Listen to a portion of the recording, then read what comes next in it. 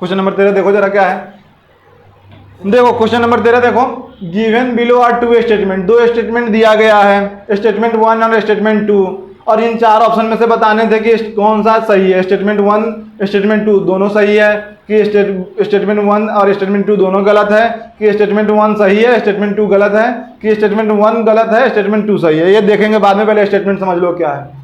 पहला स्टेटमेंट है atoms are electrically neutral as they contain equal number of positive and negative charge. ये बात तो सही है ना, atom as a whole neutral ही होता है, क्योंकि number of positive charge equal to number of negative charge equal होते हैं, यही ना भाई। न्यूट्रॉन तो चार्जलेस होता है ना, जितना नंबर ऑफ प्रोटॉन उतना ही नंबर ऑफ इलेक्ट्रॉन, तो दोनों इक्वल हो गए, मतलब पहला स्टेटमेंट तो एकदम सही है। ठीक, दूसरा स्टेटमेंट देखो, atoms of each element are stable and emit their characteristic spectrum. ये बात थोड़ी गड़बड़ लग रही है हमको, क्योंकि atom of each element are stable नहीं होता है। स्टेबल भैया, रेडियो एक्टिव एलिमेंट कहाँ स्टेबल होता है? पढ़े हो ना 12th में कि रेडियो एक्टिव एलिमेंट जो होते हैं वो स्टेबल नहीं होते हैं, है ना। अल्फा बीटा गामा इमिशन करते हैं ये सब, तो जो इमिशन कर रहा है मतलब स्टेबल नहीं है। तो यहाँ पे लिखोगे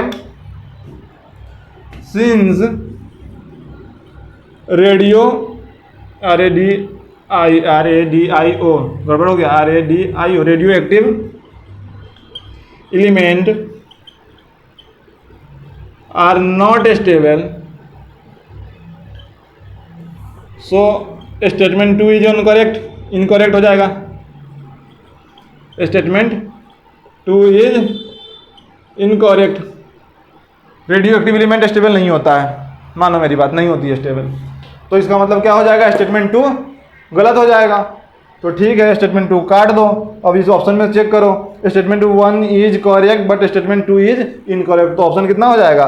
थर्ड ऑप्शन हो जाएगा, सही है, ऑप्शन थर्ड आंसर हो जाएगा। नोट करो।